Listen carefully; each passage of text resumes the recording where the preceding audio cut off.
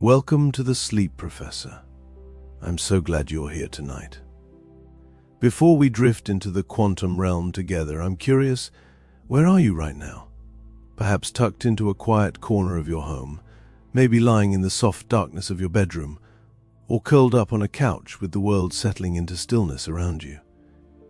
Wherever you find yourself, I hope you're comfortable, safe, and ready to let your thoughts wander gently through the strange and beautiful landscape of quantum physics.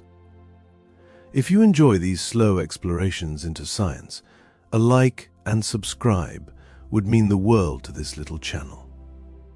It helps us continue creating these peaceful journeys through knowledge. And to those of you who've already subscribed, thank you. Your presence here matters more than you might know now. I should warn you. I'm going to try my best to make quantum physics boring enough to help you sleep, but if the mysteries of the subatomic world happen to keep you awake instead, well, at least you'll understand a bit more about why the universe refuses to make sense in the ways we expect it to. A fair trade, perhaps, for a restless night. So let's begin our gentle descent into the quantum world, shall we? A place where nothing is quite what it seems, where reality wavers like a candle flame, and where the simple act of looking changes everything.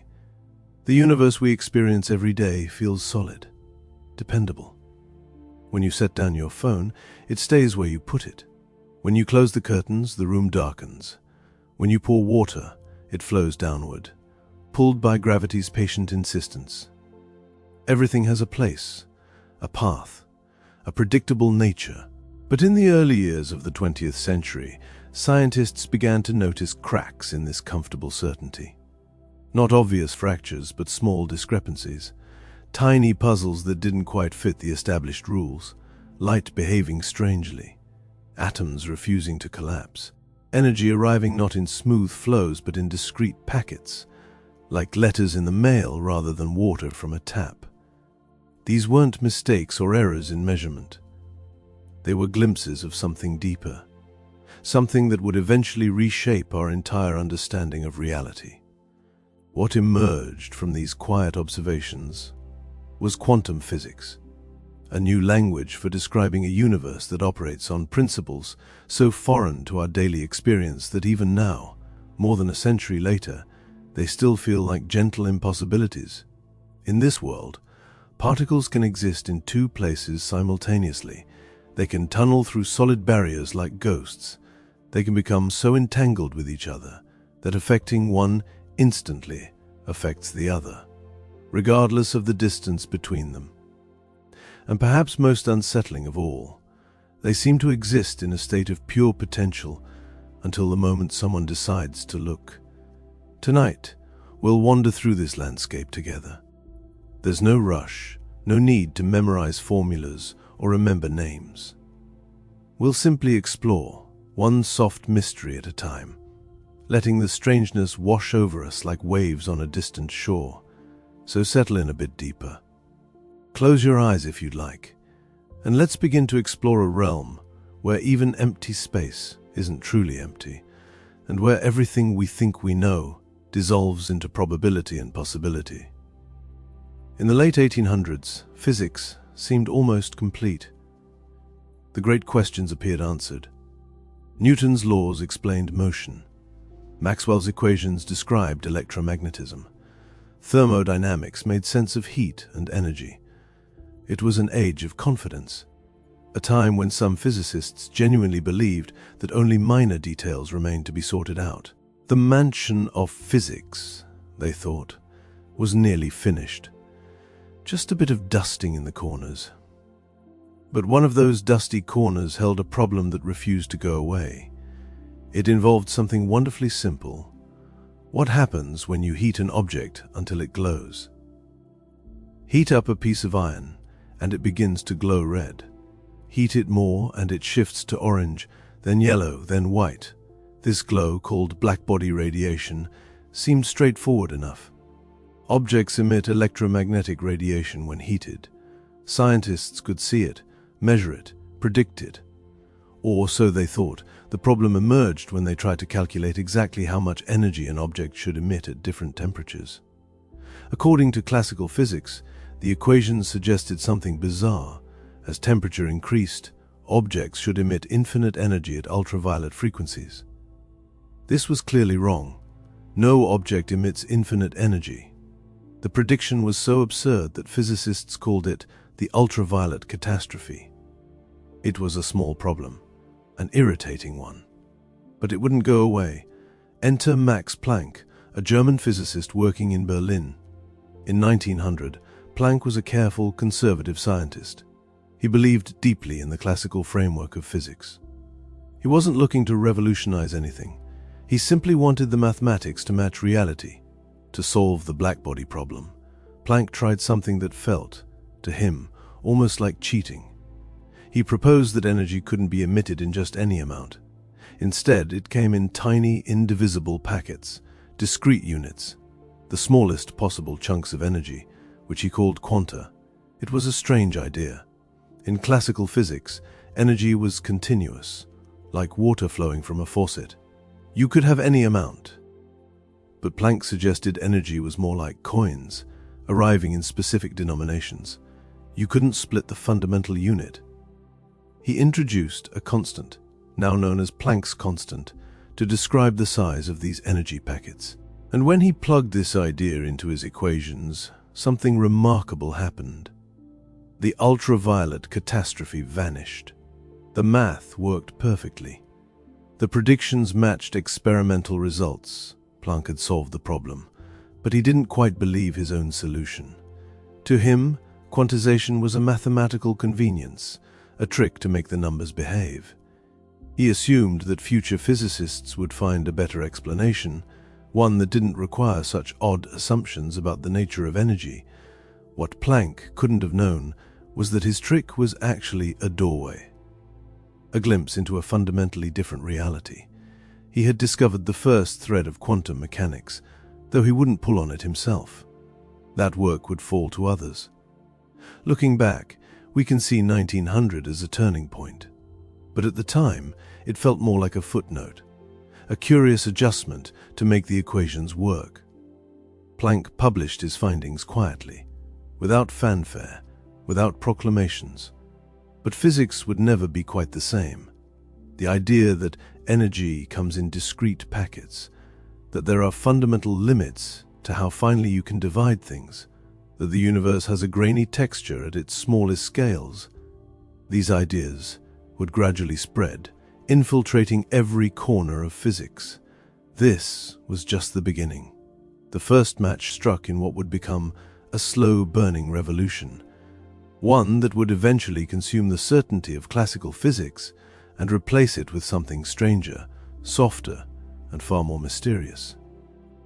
By the early 1900s, light seemed well understood. James Clerk Maxwell had shown that light was an electromagnetic wave, rippling through space like waves on water. It behaved exactly as waves should, bending around corners, creating interference patterns, spreading out as it traveled. The wave theory of light was elegant, well-tested, and seemingly complete. But then came a small puzzle involving metal and light. It was called the photoelectric effect, and it worked like this. Shine light on certain metals and electrons pop out of the surface. Simple enough. Light carries energy. Energy knocks electrons loose. No mystery there. Except the details didn't make sense. According to wave theory, brighter light should eject electrons with more energy. More intense waves mean more energy transferred to the electrons. That was the expectation. But experiments showed something different. Brightness, it turned out, didn't matter much. What mattered was the color of the light, its frequency. Blue light could knock electrons free easily. But red light, no matter how bright, couldn't do it at all. It was as if the electrons had a door that only opened to certain kinds of keys, regardless of how hard you knocked. This was deeply puzzling. Waves don't work that way? If you increase the intensity of a wave, you increase its energy. But the photoelectric effect suggested that light was delivering energy in packets, not in continuous waves. In 1905, Albert Einstein proposed a radical solution. What if light, despite behaving like a wave in many situations, also behaved like a stream of particles? What if light was made of tiny packets of energy, discrete bullets that traveled through space? Einstein called these packets quanta of light. Later, they would be known as photons. Each photon carried a specific amount of energy determined by its frequency. High-frequency light, like blue or violet, carried high-energy photons. Low-frequency light, like red, carried low-energy photons. If a photon had enough energy, it could knock an electron free. If it didn't, no amount of photons could do the job. It was like trying to break a window. You need to throw something heavy enough. Throwing 1,000 pebbles won't work if none of them are individually strong enough to crack the glass. Einstein's idea was built on Planck's earlier work with energy quanta, but Einstein went further. He wasn't using photons as a mathematical convenience. He was suggesting they were real, that light was actually made of particles, not just described by them. Many physicists resisted this idea. After all, light clearly exhibited wave behavior. It diffracted. It interfered with itself. If light was made of particles, how could it also behave like a wave? Einstein didn't deny the wave nature of light. Instead, he proposed something even stranger. Light was both. A wave and a particle. Not sometimes one, sometimes the other, but genuinely both, depending on how you observed it. Imagine sunlight streaming through a window. It spreads and ripples like water. But zoom in closely enough, and you'd find individual photons, each carrying a precise packet of energy, each colliding with atoms one at a time. This wave-particle duality became one of the central mysteries of quantum physics. It challenged our basic categories. In the classical world, things are either particles or waves, not both. But the quantum world doesn't respect our categories. Einstein's explanation of the photoelectric effect was remarkably successful. It matched experiments perfectly. And in 1921, he received the Nobel Prize in Physics for this work.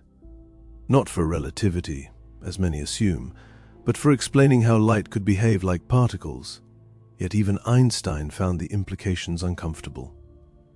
The wave-particle duality suggested something fundamental about reality, that nature doesn't commit to being one thing or another until it's observed, that the universe is fundamentally ambiguous, fundamentally uncertain. God does not play dice with the universe, Einstein would later declare.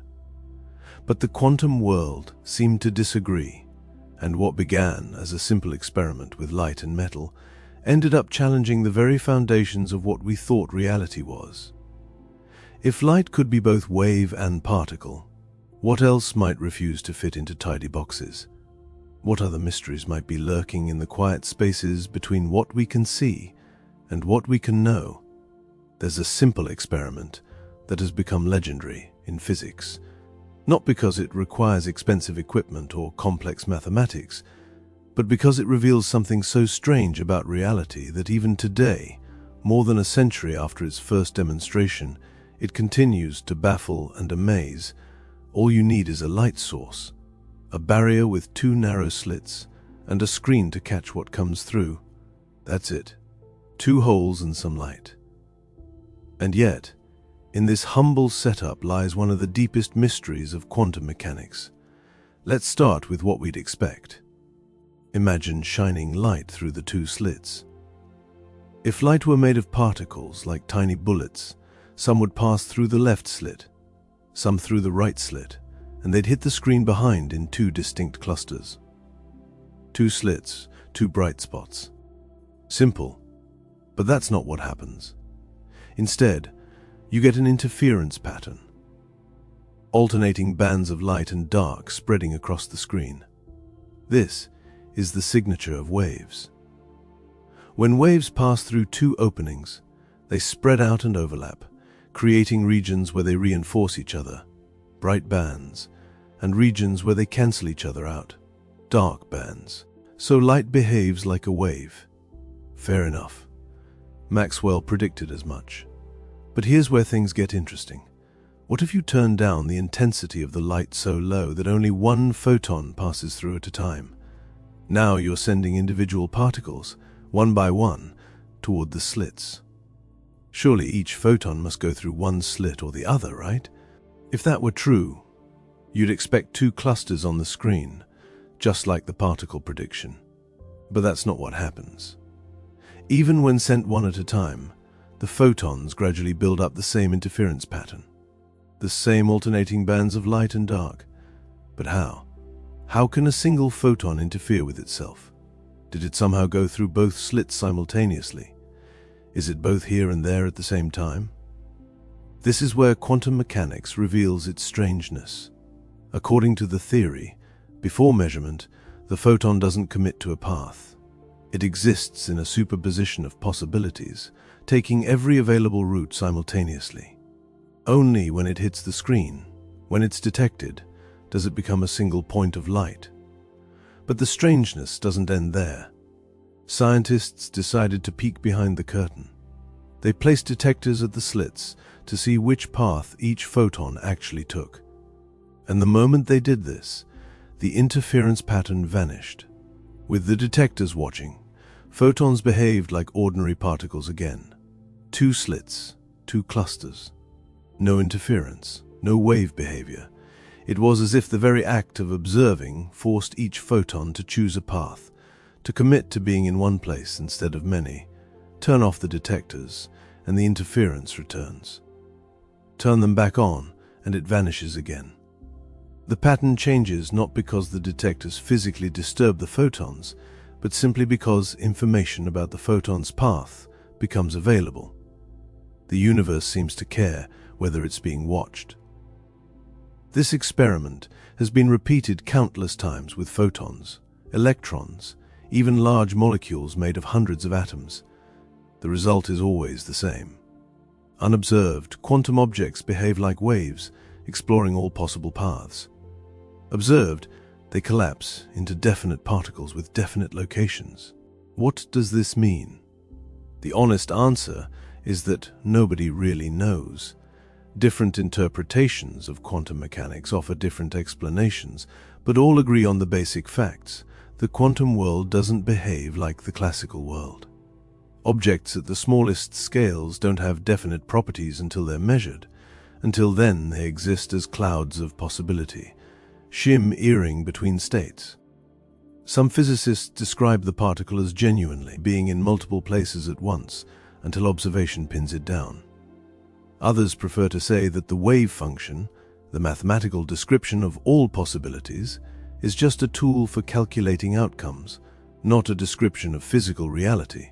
But whatever interpretation you prefer, the double-slit experiment reveals something profound. At the quantum level, reality is not fixed. It's fluid, probabilistic, and deeply dependent on observation. The universe doesn't present itself as a finished story. It's more like a choose-your-own-adventure book where the pages remain blank until you decide to read them. And that decision, that simple act of looking, writes the story into being. It's uncomfortable. It challenges everything we think we know about how the world works. But it's also beautiful in its own way, a reminder that beneath the solid surface of daily life lies a realm of pure possibility, where nothing is certain until it becomes real. If there's one equation that quietly pulses through all of quantum mechanics, it's Schrödinger's equation. Now, don't worry. We're not going to dive into partial derivatives or complex mathematics.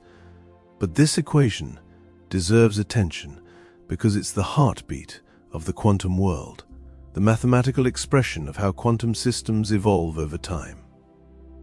In 1926, Erwin Schrödinger proposed this equation as a way to describe how quantum states change. At its core, it tells us how the wave function, that mathematical description of all possible outcomes, flows forward through time. But let's step back from the symbols and focus on what it means. The wave function, often represented by the Greek letter psi, is not like anything in classical physics. It's not a position or a velocity. It's a description of probabilities, a map of where a particle might be and what it might be doing. Imagine trying to locate a single electron. In the classical world, you might picture it as a tiny dot with a precise position and a precise velocity. But quantum mechanics says no. The electron isn't in one specific place. It's spread out, distributed across space according to its wave function. The wave function tells you the probability of finding the electron in any particular location. Schrödinger's equation describes how this probability wave evolves. It shows how the cloud of possibilities shifts and flows as time passes. It's a deterministic equation in one sense. If you know the wave function now, you can calculate what it will be in the future. But what the equation predicts is not a definite outcome. It predicts probabilities. This is the strange duality at the heart of quantum mechanics. The evolution of the wave function is smooth and predictable. But when you measure the system, when you actually look to see where the electron is, the wave function collapses. All those probabilities snap into a single reality. The electron is suddenly here, not there. Schrödinger's equation doesn't describe that collapse. It describes everything before the measurement, when the system is still in superposition, still exploring all possibilities. One of the equation's great triumphs was explaining the structure of atoms. Before quantum mechanics, no one understood why electrons orbit the nucleus in specific energy levels. Why don't they spiral inward and crash? Why do they settle into stable patterns? Schrödinger's equation revealed the answer. Electrons aren't orbiting like planets. They're standing waves, stable patterns of probability that surround the nucleus. These patterns, called orbitals, are solutions to Schrödinger's equation.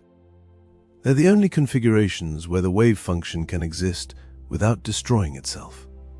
Picture ripples on the surface of a pond, frozen in time. The electron's wave function forms similar patterns in three-dimensional space, with regions where the electron is likely to be found and regions where it's unlikely. These aren't orbits in the classical sense. They're zones of probability, clouds of potential presence. The equation works beautifully. It predicts the energy levels of hydrogen. It explains chemical bonding. It underlies the behavior of semiconductors, lasers, and quantum computers. It's been tested countless times and has never failed. And yet, Schrödinger himself struggled with what it meant. He didn't like the idea that particles lacked definite properties until observed. His famous thought experiment with the cat, which we'll encounter later, was actually meant as a critique of the very uncertainty his equation had unleashed. But the mathematics stood firm, smooth, elegant, and strangely effective. It gave us a way to navigate the quantum world, even if it didn't always tell us what the quantum world is. Perhaps that's enough. Schrödinger's equation offers a guide through the fog, a way to predict what might happen without demanding to know what's really there. It's a gentle map of the unknowable, a whisper of possibility that somehow, against all odds, leads us to truth. And in that whisper, we find the structure of matter itself, the stability of atoms, the basis of chemistry, the foundation of everything solid and real, built on a framework of elegant uncertainty. In the classical world, you can know everything. Where something is, how fast it's moving, where it's going next. These aren't mysterious. They're just measurements, waiting to be taken. If you want to know a car's position and velocity, you measure them both. Done. But in 1927, Werner Heisenberg discovered something unsettling. At the quantum level, there are limits to what can be known. Fundamental, unavoidable limits built into the structure of reality itself. This is the uncertainty principle, and it says this: the more precisely you know a particle's position, the less precisely you can know its momentum. And vice versa. It's not a matter of better instruments or cleverer techniques. It's a feature of nature. At first, this sounds absurd. How could knowing one thing prevent you from knowing another? If you see a train at the station, you can measure both where it is and how fast it's moving. What's the problem? But at the quantum scale, particles don't behave like trains. They're described by wave functions, spread out clouds of probability. And here's the key insight. A wave that's sharply localized, confined to a small region of space, must contain many different wavelengths. But wavelength is related to momentum. So if you squeeze the wave into a tight space to pin down the position, you introduce uncertainty in momentum. Conversely, if you want to know the momentum precisely, you need a wave with a single, well-defined wavelength. But such a wave spreads out across space. You lose information about position. It's a cosmic trade-off. You can't have both. Nature won't allow it. Heisenberg formulated this mathematically. The product of the uncertainties in position and momentum must always be greater than or equal to a tiny number related to Planck's constant. In everyday life, this number is so small that the effect is negligible. You can measure a baseball's position and velocity to extraordinary precision without bumping into quantum limits.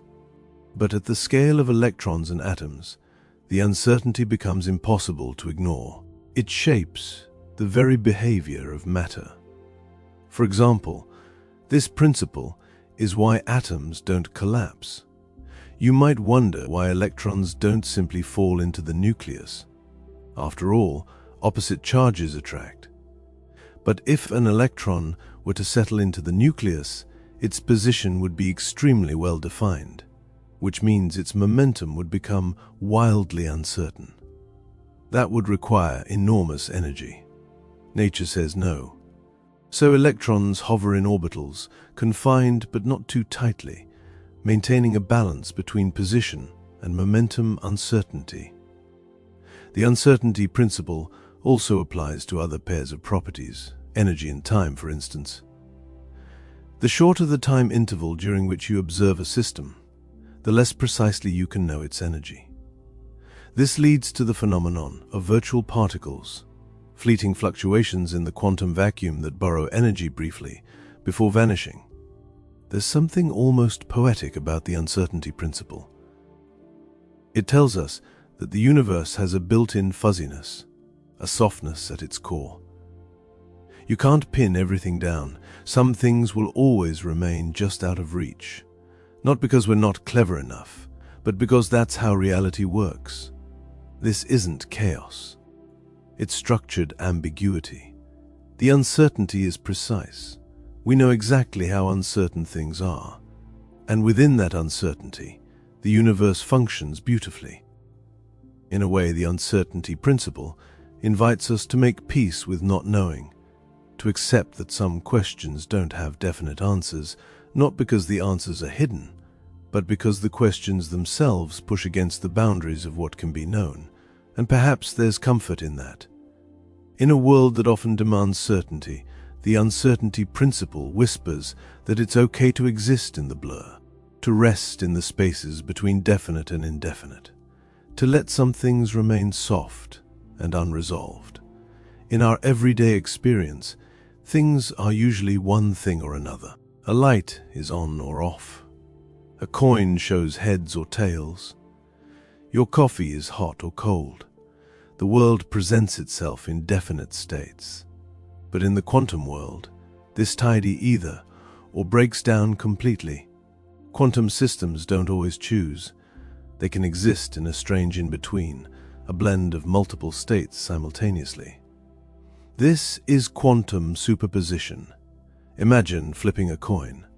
Classically, once the coin leaves your hand, it's already either heads or tails. You just don't know which until it lands. The uncertainty is in your knowledge, not in the coin itself. But a quantum coin doesn't work that way. While it's flipping, it's not secretly one side or the other. It's genuinely both. A weighted combination of heads and tails, existing simultaneously in a single quantum state. Only when you observe it, when you check which side is showing, does the superposition collapse. The coin chooses, and reality becomes definite. This isn't just weird. It's fundamentally at odds with how we think the world should work, but it's been confirmed experimentally countless times. Particles really do exist in superposition, occupying multiple states until measurement forces them to pick one. Superposition was first understood through the behavior of quantum particles like electrons and photons. These particles, rather than following definite paths, exist as wave functions that encode all possible states simultaneously. An electron's spin can be up and down at the same time. A photon can go left and right simultaneously. This led to one of the most famous thought experiments in physics, Schrödinger's cat. Suppose you place a cat in a sealed box with a device that has a 50% chance of releasing poison, triggered by a quantum event like radioactive decay. Until you open the box, the quantum system is in superposition, decayed and not decayed. And if the quantum system is in superposition, then the cat must be too, both alive and dead. This wasn't meant to be literal. Schrödinger was highlighting the absurdity of applying quantum rules to everyday objects, but the thought experiment captured something profound about superposition.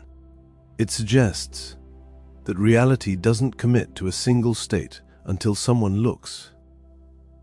Despite its strangeness, superposition is not a quirk or flaw. It's one of the most powerful features of quantum mechanics. In fact, much of modern quantum technology depends on it. Take quantum computing. In a classical computer, information is stored in bits, either 0 or 1. But a quantum computer uses qubits, which can exist in a superposition of both 0 and 1 simultaneously. This allows quantum computers to explore many possibilities at once, performing certain calculations far more efficiently than classical machines. Superposition also appears in quantum cryptography, quantum sensing, and other emerging technologies. These aren't science fiction dreams. They're real applications being developed right now, all based on the principle that quantum systems can exist in multiple states until observed, but superposition is fragile. The slightest interaction with the environment, stray photons, vibrations, even air molecules, can collapse the superposition. This process, called decoherence, is one of the biggest challenges in building stable quantum systems. It's like trying to balance a feather on your fingertip during an earthquake. That fragility is part of what makes superposition so fascinating. It offers power and possibility, but only under very precise conditions. It gives us access to a realm of probabilities and potentials that vanishes the moment it touches the everyday world. Superposition also raises deeper philosophical questions. If particles can exist in multiple states, is that reality, or just a reflection of what we know? Some interpretations suggest the wave function is just a description of our knowledge. Others say it's physically real, and the particle genuinely is in multiple states until forced to choose. Either way, superposition invites us to loosen our grip on classical logic. It tells us that opposites can coexist, that contradictions can be true, that reality at its core is not rigid but flexible, not mechanical but poetic. It's a world that allows for both and instead of either or. A world where a system can be here and there, this and that, yes and no, all at once. And in that flexibility, we find new ways to compute, communicate, and explore the boundaries of what's possible. So the next time you face a decision and wish you could have both options, remember, at the quantum level, you can. The universe holds all possibilities gently until the moment comes to choose. And in that moment of collapse, one reality emerges from the cloud of potential, not because it was always there, but because observation made it so. Imagine you have two coins. You flip them both, then place each in a separate envelope. One envelope you keep, the other you mail to the other side of the world. When you open your envelope and find heads, you instantly know the other must be tails. Nothing mysterious about that. The coins were always one heads, one tails. But quantum entanglement isn't like that. Entangled particles aren't like predetermined coins. They're more like coins that don't decide which side they are until you open one envelope. And when you do, the other coin, no matter how far away, instantly knows what to be. This is the phenomenon Einstein famously called spooky action at a distance, and it remains one of the strangest, most baffling features of quantum mechanics. Here's how it works. When two particles interact in certain ways, they can become entangled. Their quantum states become linked, not correlated in the classical sense, but genuinely connected. Whatever happens to one particle affects the other, instantly, regardless of distance. Imagine creating two entangled photons. Until measured, each photon is in a superposition of possible states. But they're not independent superpositions. They're linked. When you measure one and it chooses a state, the other instantly chooses its complementary state. No signal passes between them. No communication. They just coordinate. If you measure one photon in Paris and find it polarized vertically, the other photon in Tokyo will, at that same moment, be polarized horizontally. It's as if they're reading from the same script, even though they're separated by thousands of miles. Einstein found this deeply troubling. He believed in locality, the idea that objects are only influenced by their immediate surroundings. Nothing should be able to affect something far away instantaneously. That would violate the cosmic speed limit. Nothing travels faster than light. In 1935, Einstein, along with Boris Podolsky and Nathan Rosen, published a paper challenging quantum mechanics. They argued that if particles could coordinate instantaneously, there must be hidden variables, determining the outcomes in advance. The entanglement wasn't real. The particles just appeared correlated because they shared hidden information from the start. But decades of experiments have confirmed what quantum theory predicted: entanglement is real. Those hidden variables never showed up.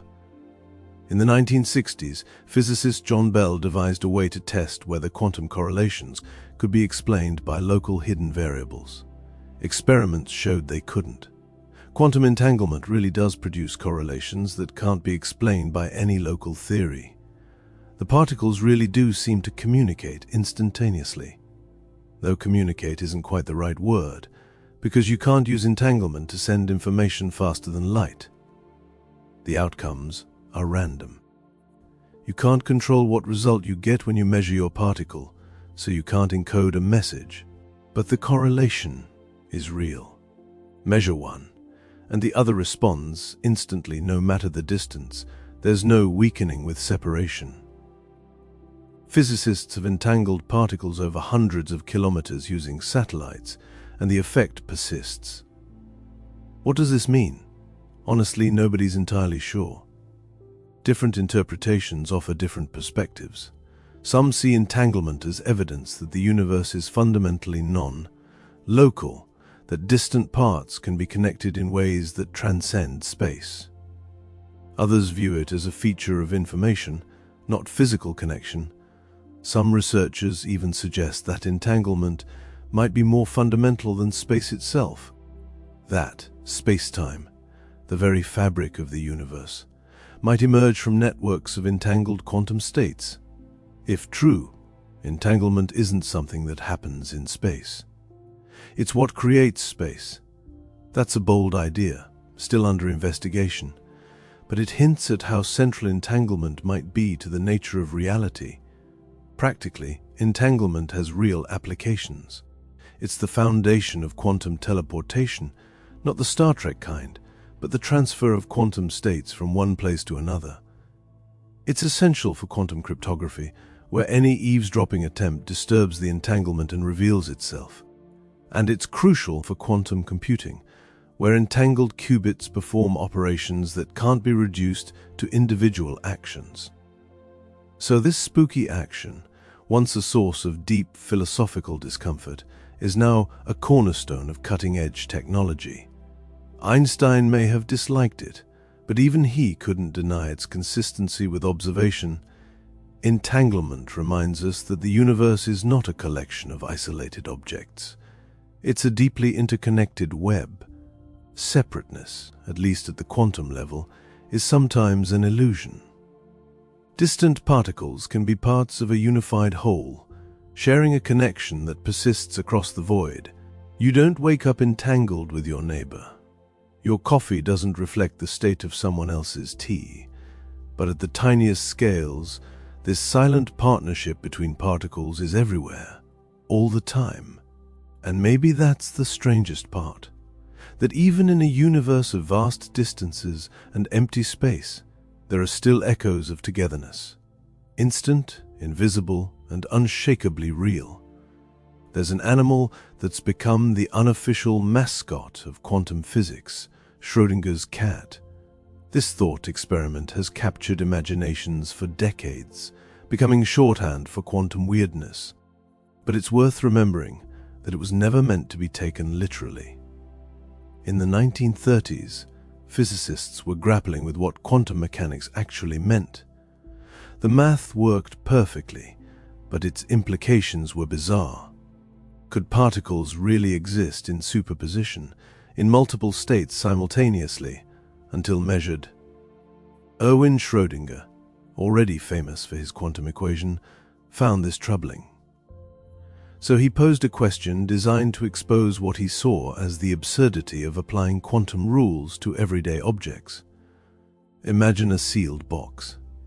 Inside is a cat, along with a tiny radioactive atom, a detector, a vial of poison, and a trigger mechanism.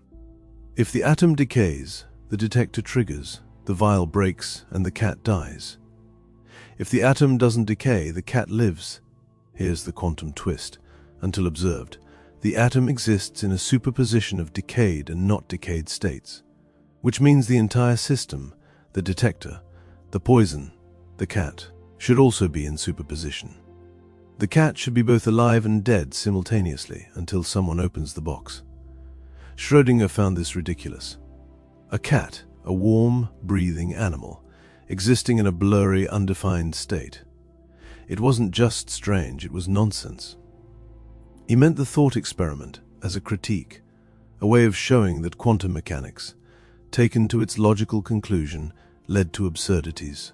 But the idea stuck, partly because it captured, in a single vivid image, the essence of quantum indeterminacy. Before measurement, a system contains every possible outcome simultaneously, not because we don't know which outcome is real, but because they're all real until observation collapses the superposition. Of course, no one has actually put a cat in a quantum box. And the truth is, macroscopic objects like cats don't stay in superposition. They interact constantly with their environment, and that interaction causes decoherence, the gradual loss of quantum behavior. The cat is never really in limbo. It's always definitely alive or definitely dead, even if we don't know which. But the thought experiment remains powerful because it forces us to confront the measurement problem. What exactly counts as an observation? When does the wave function collapse? Is it when a conscious being looks? When a machine records data? When anything interacts? Different interpretations give different answers. The Copenhagen interpretation essentially says, measurement collapses the wave function, revealing what was latent in the system. The many worlds interpretation says, the wave function never collapses. Instead, the universe splits. And in one branch, the cat is alive, in another it's dead. Decoherence approaches say, interaction with the environment naturally filters out superpositions, making them unobservable. Each perspective carries its own philosophical baggage. But all agree, quantum systems don't behave like miniature classical objects. They evolve probabilistically, exploring all paths until something pins them down. So what does this mean for the cat? It means the box is a boundary between quantum and classical worlds. Inside, at the quantum level, superpositions reign. But once you open the box and observation occurs, one possibility becomes real. Schrödinger's cat isn't just about life and death. It's about knowledge and reality, about what it means to say something is when the very act of checking might change the answer. And it's a reminder that in the quantum world, certainty is rare, clarity is conditional. Sometimes the universe waits for us to peek inside before deciding what's real. In the everyday world, walls are solid. Throw a ball at a wall, and if it doesn't have enough energy to break through, it bounces back. Simple, predictable, sensible. But in the quantum world, predictability takes a vacation. Here, a particle can approach a barrier it doesn't have enough energy to cross, and yet somehow appear on the other side. No crashing through, no cheating. It simply shows up as if the barrier wasn't quite as solid as it seemed. This phenomenon is called quantum tunneling, and it's one of those effects that makes you question whether the universe is playing by any rules at all. To understand tunneling, we return to wave functions. Quantum particles aren't just dots of matter. They're described by wave functions that represent probabilities spread across space. And these waves don't stop abruptly at barriers. They fade gradually. Imagine a particle approaching an energy barrier, a region it shouldn't be able to enter classically. The wave function doesn't vanish at the barrier. It tapers off, like a whisper fading through a wall. And if the barrier isn't too wide or too tall, that whisper can reach the other side. If part of the wave function makes it through, there's a small but non-zero probability that the particle itself will appear there. It's not magic, it's mathematics. The particle doesn't have enough energy to climb over the barrier, but its wave function can seep through. This has profound consequences. Consider radioactive decay. Some atomic nuclei are unstable and eject particles like alpha particles to become stable. But these particles are trapped inside the nucleus by a powerful energy barrier. Classically, they shouldn't be able to escape, but they do, constantly. And tunneling is why. The alpha particle's wave function extends beyond the nuclear barrier. Eventually, probabilistically, the particle tunnels out. That's radioactive decay in action. Tunneling is also crucial for nuclear fusion in stars. In the sun's core, hydrogen nuclei are slammed together under immense heat and pressure. But even with those conditions, they don't really have enough energy to overcome the repulsive force between positive charges.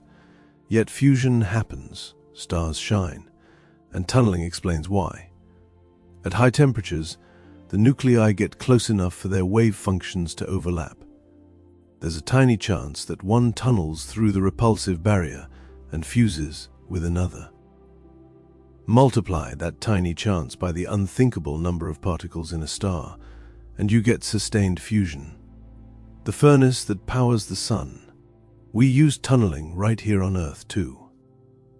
The scanning tunneling microscope allows scientists to visualize surfaces at the atomic level. It works by bringing an ultra-sharp tip extremely close to a surface. At that distance, electrons can tunnel between the tip and the surface. By measuring this tunneling current, the microscope builds up an incredibly detailed map. The microscope doesn't touch the atoms. It images by detecting tunneling, the flow of electrons across empty space through a barrier they shouldn't be able to cross. Tunneling is also a factor in modern electronics. As we shrink transistors to nanometer scales, we're running into quantum limits. Electrons can tunnel through barriers that were once considered solid, creating unwanted effects. But this also opens doors to new technologies that use tunneling rather than fight it. At its core, tunneling teaches us something profound. Barriers are not absolute. They're probabilistic. What appears solid to our classical eyes is, at the quantum level, more like a suggestion than a wall. Particles aren't confined to straight paths. They can blur through the cracks of logic, slip through impossibilities, take shortcuts that shouldn't exist. And somehow, nature allows it. The tennis ball still bounces off the wall, but the electron, The alpha particle, the quantum wanderer, they might just glance at that same wall and whisper, "I think I'll take the shortcut." And the universe, in its strange generosity, lets them through in everyday life. Nothing is nothing. Empty space. A blank page. The silence between sounds. We think of emptiness as the absence of everything. But in quantum physics, nothing is never truly empty. What we call the quantum vacuum, the emptiest possible state of space, is not blank at all. It seethes with activity. Even when all particles have been removed, even when no fields are actively present, the vacuum jitters with energy. At the smallest scales, space is alive with invisible fluctuations. Particles flickering in and out of existence. Waves rising and falling. A constant hum beneath the silence. This all starts with Heisenberg's uncertainty principle. The principle doesn't just apply to position and momentum. It also applies to energy and time. That means even in a region where energy should be zero, the energy can briefly fluctuate. These fluctuations give rise to virtual particles, which appear spontaneously, exist for a fleeting moment, and then vanish. They're called virtual not because they're imaginary, but because they can't be directly observed. Only their effects can be detected, and those effects are real. One striking example is the Casimir effect. Place two perfectly conducting metal plates extremely close together in a vacuum, just nanometers apart. Classically, nothing should happen. There's no air, no forces, just empty space, but quantum mechanics says otherwise. The space between the plates is so small that only certain wavelengths of virtual particles can exist there. Outside the plates, there's no such restriction. The result, slightly more pressure from virtual particles outside than inside. This imbalance creates a tiny force that pushes the plates together. It's been measured in laboratories. The plates attract each other, exactly as quantum theory predicts, as if the vacuum itself is gently squeezing them, proving that even nothing has substance. This vacuum energy might even play a role in cosmology. In the accelerating expansion of the universe, there's a mysterious force called dark energy. Some physicists suspect it might be related to the energy of the quantum vacuum, though the details remain elusive. There's a catch, though. When we calculate the expected energy of the quantum vacuum using particle physics, we get a number that's wildly, absurdly larger than what we observe. About 120 orders of magnitude too large. This is sometimes called the worst prediction in physics. Nobody's figured out how to fix it, but it highlights just how complex and surprising the vacuum really is. At the quantum scale, virtual particles also play a role in fundamental forces. In quantum electrodynamics, charged particles interact by exchanging virtual photons. These exchanges give rise to the electromagnetic force. Even the mass of particles is affected by the swarm of virtual particles constantly flickering around inside them. What we think of as stable, solid matter is really the result of constant interactions with this invisible, fluctuating vacuum. The vacuum is not a passive backdrop. It's active, structured, full of potential. Even in the coldest regions of space where matter is scarce and light is a fading memory, the quantum vacuum is still there, jittering, humming, whispering the rules of existence. In the pauses between moments, in the gaps between particles, in the silence between stars, something is always happening. We live not on a quiet stage, but on one that murmurs beneath our feet. The vacuum hums, the particles flicker, and reality dances to a rhythm we've only just begun to understand. In the quantum world, reality doesn't always behave like a straightforward story. Particles drift in clouds of probability. They superpose, entangle, tunnel through barriers. But perhaps the strangest twist comes when we ask a simple question: what happens when we look? This act of observation, of measurement, seems to trigger something dramatic. A shift in the very nature of the quantum system. This is known as wave function collapse. Before measurement, A particle exists in a superposition of all possible states. An electron isn't in one place, it's in many. Its spin isn't up or down, it's both. But then you measure it. You ask, where are you? And in that instant, the wave function collapses. The fog condenses. The possibilities snap into a single reality. The electron is suddenly here, in one spot. Its spin is suddenly up or down, not both. And this collapse doesn't happen gradually. It's abrupt, instant. One moment the system is in superposition. The next, it's locked into a definite state. But here's the mystery. No one knows exactly what causes collapse. Is it the physical interaction with a measuring device? The transfer of information? Consciousness? A camera? A stray photon? Different interpretations of quantum mechanics try to answer this question in different ways. The Copenhagen interpretation says the wave function is a tool for predicting probabilities, and collapse happens when measurement occurs. Before that, asking what's really happening isn't meaningful. Then there's the many worlds interpretation, which throws collapse out entirely.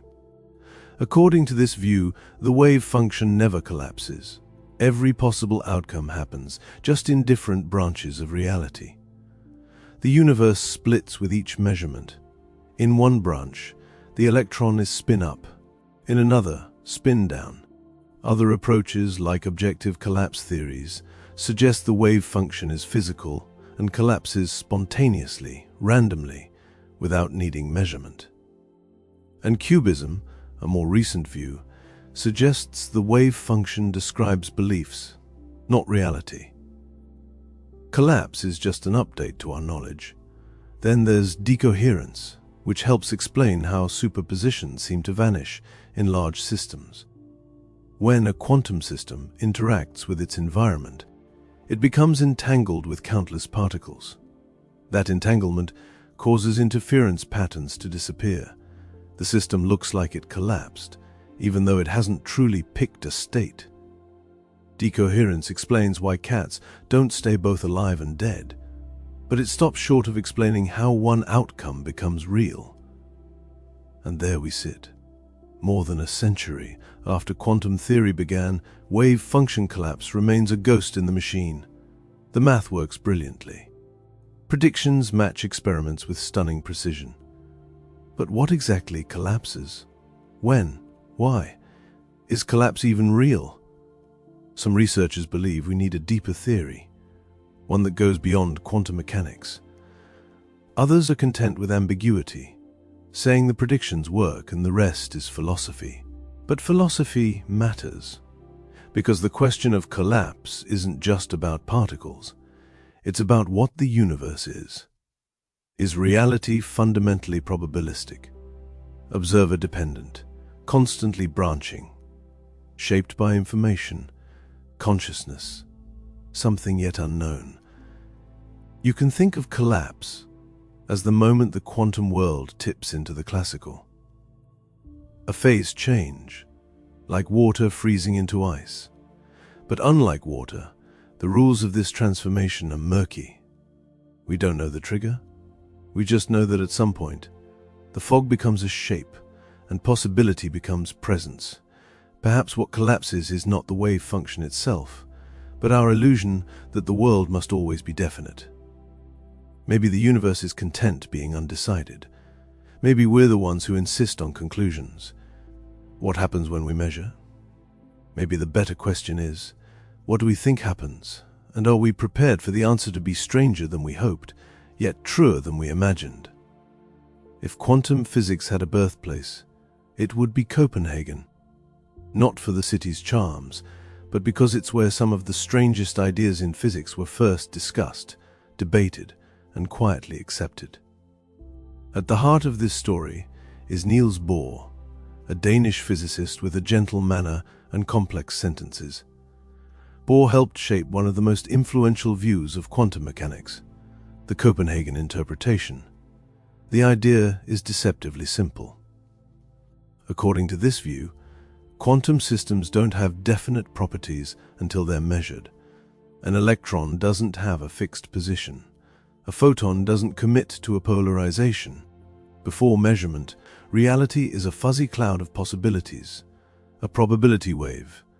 Measurement doesn't reveal something that was already there. It creates the outcome.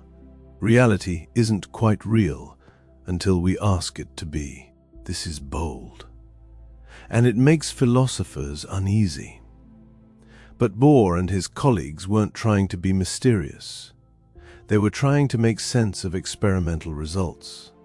Every time they treated particles like little balls, the math fell apart. But when they treated particles as probability waves that only resolve upon measurement, everything clicked. The wave function in this view isn't a physical thing. It doesn't describe an actual position or momentum. It encodes everything we can know about the system. It's a catalogue of possibilities, not a map of what is. This leads to a central claim of the Copenhagen interpretation.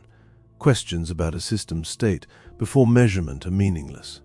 Asking where the electron was before you measured it doesn't make sense.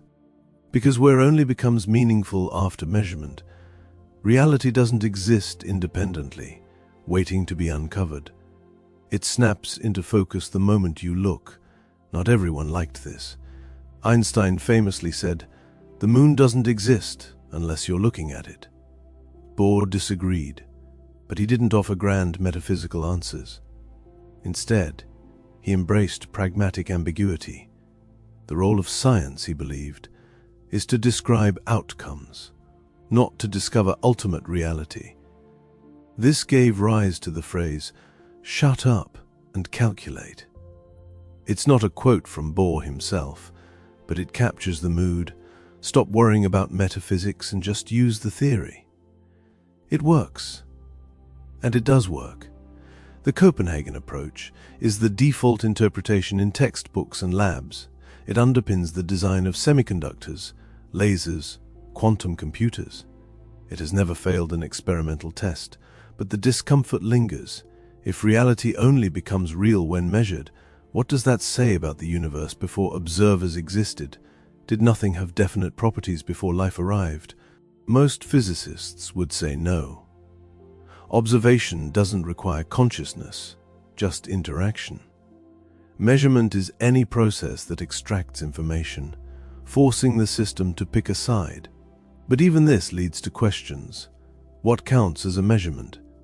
When does collapse happen? Why does the universe follow this rule? The Copenhagen camp tends to shrug. The theory doesn't explain why collapse happens, it just says when. If you want a deeper explanation, look elsewhere. And many have. Competing interpretations try to offer more complete pictures, but each comes with complications. Copenhagen, by contrast, is lean. It lays out rules, calculate the wave function, apply the measurement postulate, predict the outcome. Simple, direct, effective. Perhaps that's its appeal.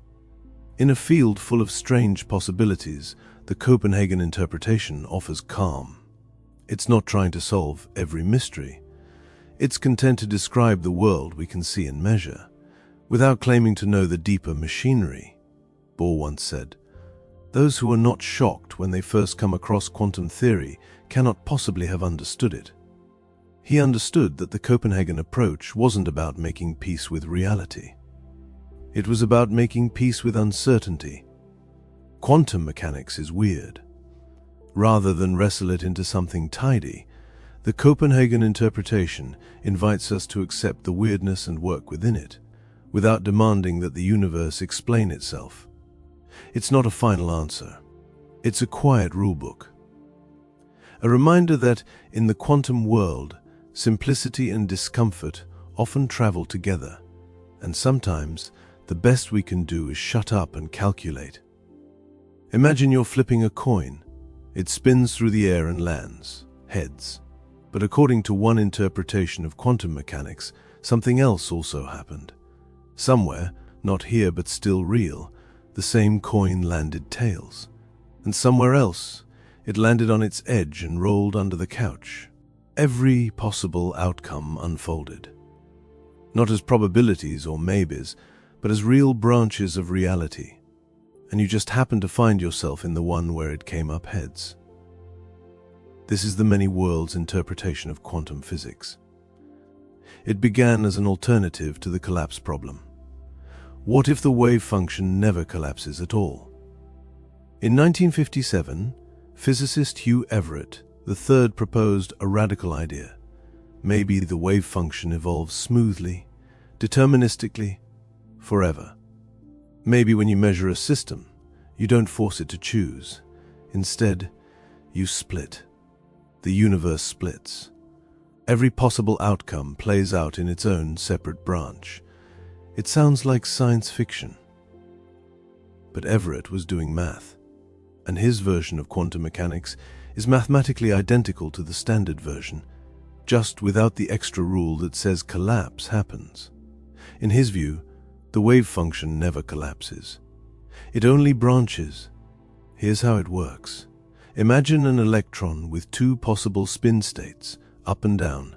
Measure its spin, and classical quantum mechanics says it chooses one. Everett says no choosing necessary. The measurement causes the system and the observer to split into two branches. In one, you observe spin up. In the other, spin down. Both are real. Both versions of you exist, each in a different branch. No randomness, no collapse. Just a growing, branching tree of reality. This sounds like a recipe for chaos.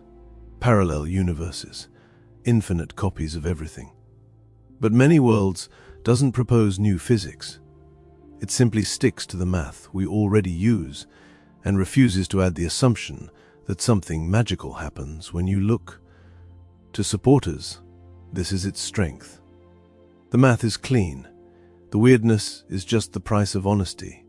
Of course, not everyone is comfortable. If the universe constantly branches, where do all these branches go? Are they stacked, floating in some higher dimension? The theory doesn't say. And that's part of the tension. Many Worlds isn't about the structure of space. It's a statement about how quantum systems evolve. The other branches are real but don't interact with ours. Once a split occurs, the branches decohere. They become invisible. That makes the theory hard to test. If we can't observe other branches, how do we know they're there? Supporters argue it's not about adding predictions. It's about not adding unnecessary assumptions. Occam's razor cuts both ways. Copenhagen keeps the universe small by adding collapse. Many Worlds keeps the math simple by accepting a very large universe. But is that universe too large? Every quantum interaction has multiple outcomes, and that includes molecular collisions, radioactive decays, photon emissions. The universe isn't splitting occasionally. It's branching constantly, exponentially. But in the same way we don't feel Earth spinning, we don't feel the branching. To us, it's invisible. We simply see one outcome, as if that's all there ever was. It's also important to note, these other realities aren't parallel lives in the sci-fi sense. You're not hopping between them. You don't meet other versions of yourself. Each branch is causally isolated. Once a split happens, it's permanent. This avoids many philosophical headaches. There's no need to define measurement or when reality becomes real. Everything evolves smoothly. Measurement is just entanglement, but it raises other questions. If every outcome happens, why does it feel like only one occurred? Why do we experience one branch and not others? Many Worlds redefines probability. It's not the chance something will happen. It's a measure of how much you ends up in each branch. It's subtle and not intuitive, but neither is quantum mechanics in general. Despite its strangeness, Many Worlds has inspired serious research. Some physicists believe it could help unify quantum mechanics with gravity. Others see it as a foundation for quantum computing. It also offers a unique comfort or disquiet. In this interpretation, no outcome is lost. Every possibility exists somewhere. The decisions you didn't make, the chances you didn't take, they're all still out there, playing out in parallel timelines. Not hypotheticals. Real physical events, in real physical worlds.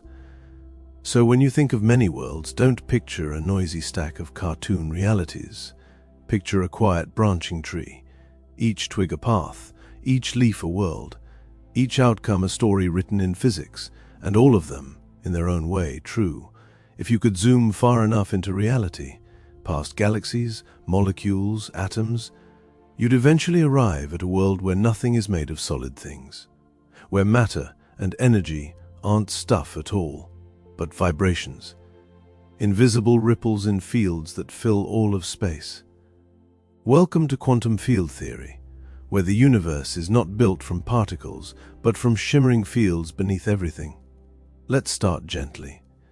In classical physics, a field assigns a value to every point in space. The electric field, for instance, tells a charged particle how to move. Fields are smooth, continuous, filling the universe like invisible substance. Quantum mechanics adds uncertainty. It says fields don't just sit quietly. They fluctuate, they buzz even when empty.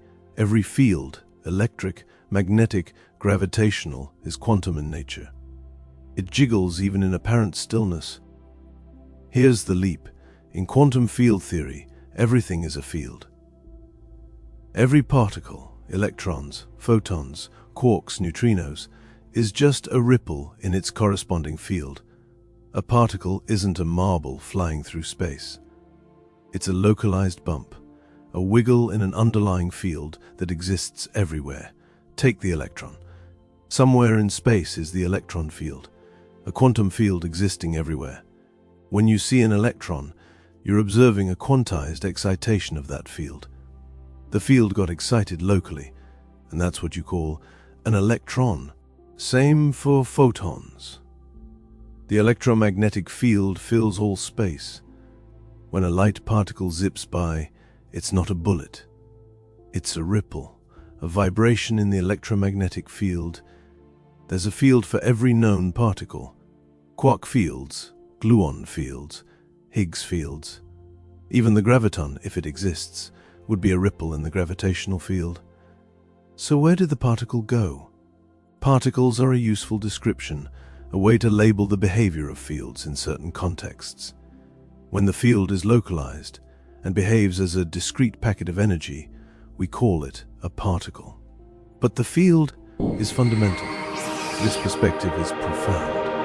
It turns the universe from a Lego set into a symphony, an infinite orchestra of overlapping notes, with reality emerging from their interference and harmony.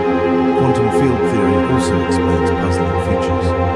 How do particles create and destroy themselves in high-energy reactions? Simple. They're just field excitations. Smash enough energy into a region, and you jiggle a field hard enough to spawn a new ripple. And antiparticles?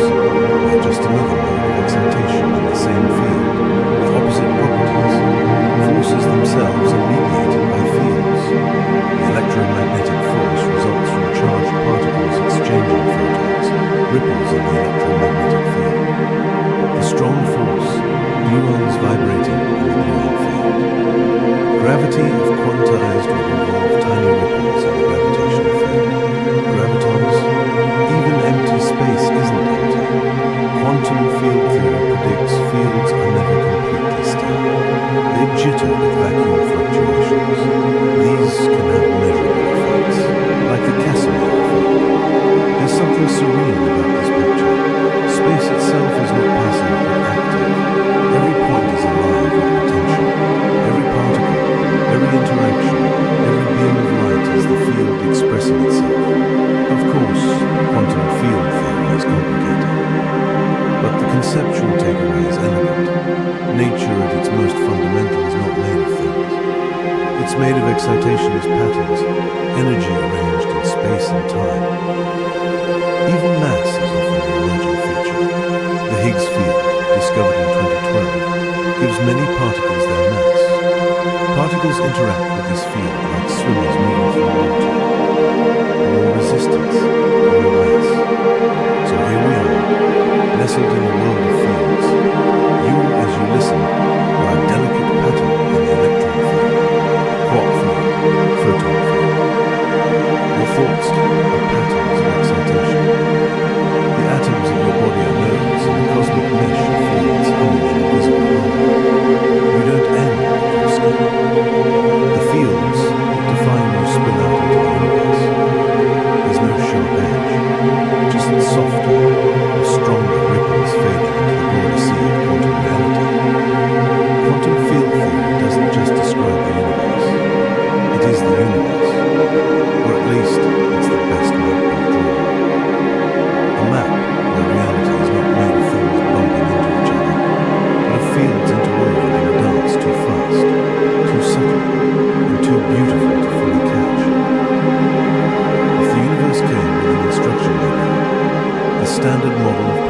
physics would be its table of contents. It's a compact, elegant framework that tells us what the universe is made of and how those parts interact. At its heart, the Standard Model is a collection of elementary particles that can't be broken down further. You can think of them as fundamental building blocks, woven together by the threads of quantum fields. There are three broad families: quarks, leptons, and bosons. Quarks are the constituents of protons and neutrons. There are 6 types or flavors: up, down, charm, strange, top, and bottom. Yes, those are their actual names. Physicists excel at math, but sometimes struggle with naming. The up and down quarks are the lightest and most common. A proton contains 2 ups and 1 down. A neutron contains 2 downs and 1 up. That means everything you see and touch is mostly up and down quarks, plus electrons. The other quarks, charm, strange, top, bottom, are heavier and rarer, appearing mostly in high-energy environments like particle accelerators. Next, we have leptons. This group includes the electron, buzzing around atoms and carrying electricity. Electrons also have heavier cousins, the muon and the tau. These heavier leptons don't last long, but show up in high-energy reactions. Each charged lepton comes with a neutral partner, the neutrino. There are 3 neutrinos, 1 for each flavor. They're incredibly light, incredibly fast, and barely interact with matter. Billions pass through your body every second without a trace. So far, we have 6 quarks and 6 leptons, arranged in 3 generations. That's 12 matter particles. But matter alone doesn't make a universe. We need forces, rules governing how particles interact. That's where bosons come in. Bosons are force carriers. For electromagnetism, the carrier is the photon, the particle of light. It's massless, moves at light speed, and keeps electrons bound to atoms. The weak nuclear force, responsible for radioactive decay, has 3 bosons, WPLS, WOBU, and Z. Unlike the photon, these are heavy, so they only act over very short ranges. They help turn neutrons into protons, fueling fusion in stars. The strong nuclear force holds quarks together inside protons and neutrons. Its carrier is the gluon, a massless but energetic particle that comes in 8 varieties. Gluons ensure atoms don't fall apart. Finally, there's the Higgs boson, confirmed in 2012. It's the manifestation of the Higgs field, which gives mass to many particles. Without the Higgs, most particles would zip around massless, unable to clump into atoms. So to recap, 12 matter particles, 6 quarks, 6 leptons, and 5 force-carrying bosons, photon, WZ, gluon, Higgs. All of this is the Standard Model, and it works beautifully. It has predicted countless experiments with stunning precision. From particle collisions to radioactive decay, the Standard Model keeps being right. Of course, it has gaps. It doesn't include gravity. The Standard Model is quantum. Gravity is described by general relativity, a classical theory. Merging them is one of physics' biggest challenges. Then there's dark matter. Observations suggest most matter in the universe is invisible, not interacting with light. The Standard Model doesn't account for it. But dark energy, the force driving the universe's accelerating expansion, is also outside the Standard Model scope. In fact, the Standard Model describes only about 5% of the universe. What are 5% of it? Every atom, every interaction, every breath you take is contained within this framework. It's often said the Standard Model is complete, but unsatisfying. Like finishing a puzzle, only to realize the image was just a small section of a larger picture. But still, what's there is stunning. Elegant symmetries, intricate relationships, mathematical structures hinting at deeper unity. Some theorists suspect everything. Quarks, leptons, bosons may someday be unified in a grand theory.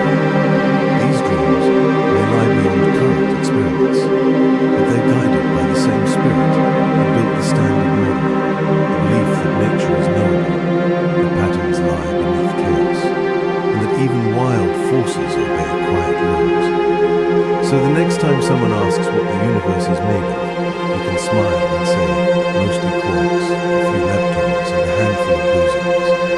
And then add, oh, and don't forget the Higgs field. Without it, none of this would ever be right.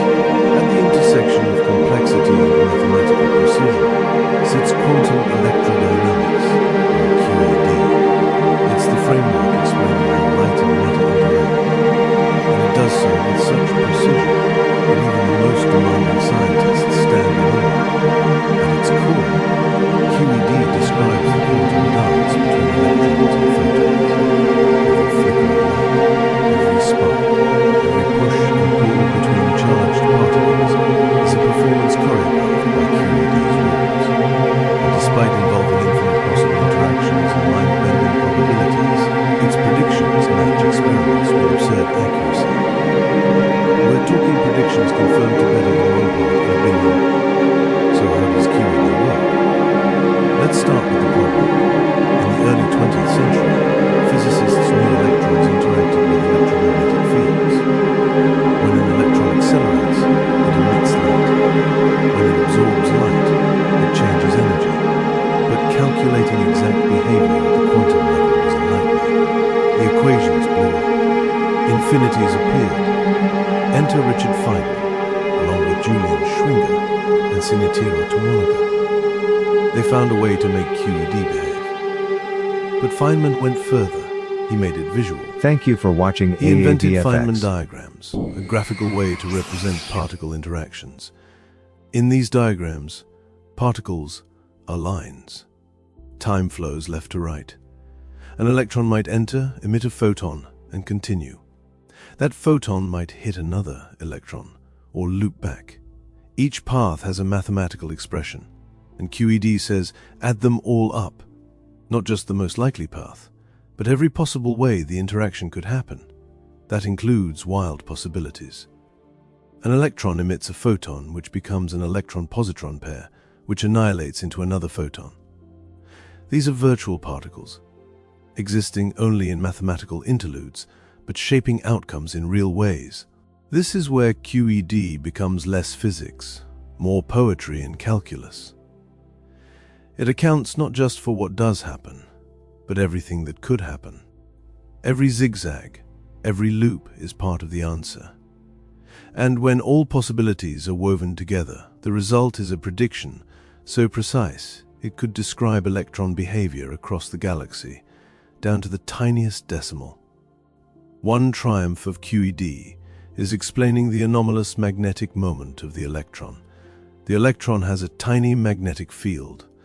Classical physics predicts its strength, but quantum effects tweak it slightly.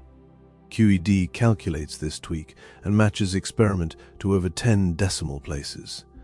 The theory also explains Compton scattering, Bremsstrahlung, pair production.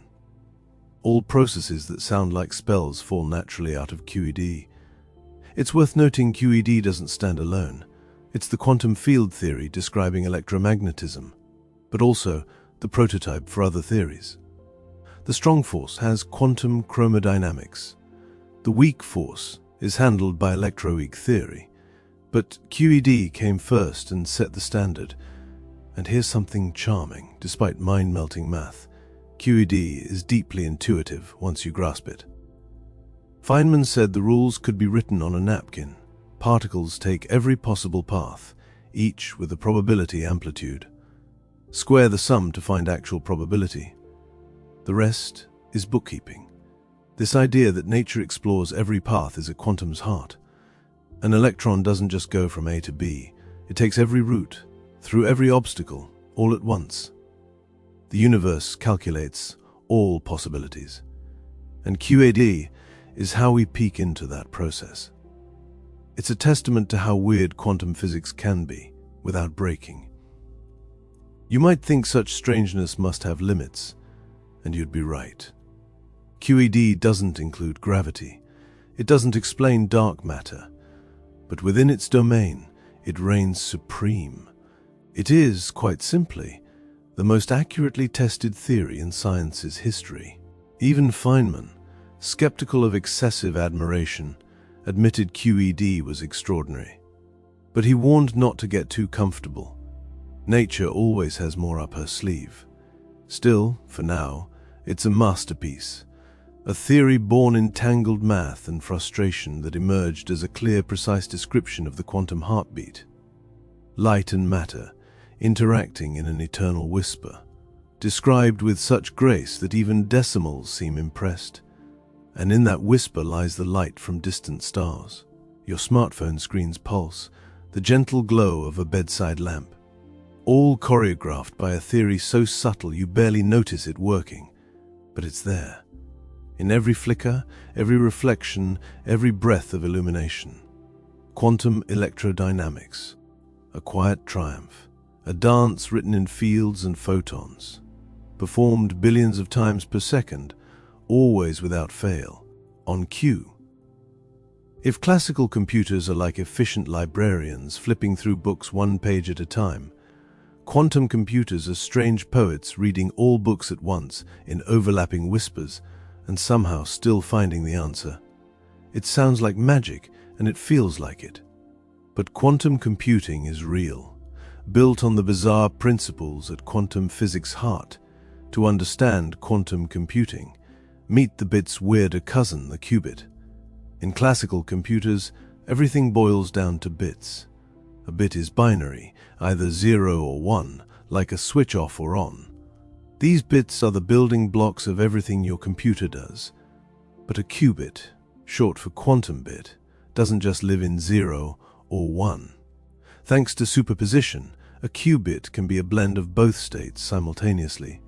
Imagine a spinning coin, neither heads nor tails until you stop it. While spinning, it contains potential for both. This means a single qubit holds more than one state at once. And as you add qubits, power grows exponentially. 2 qubits hold 4 combinations, 3 hold 8. 20 qubits, over 1 million. With enough qubits, a quantum computer could theoretically explore astronomical numbers of possibilities in parallel. That's the key, parallelism. While a classical computer tests paths one by one, a quantum computer explores many at once, though not in a way giving all answers instantly. The trick lies in manipulating the system so when measured, the right answer is most likely. It's not brute guessing. It's shaping the probability landscape so correct solutions rise. But there's another quantum trick: entanglement.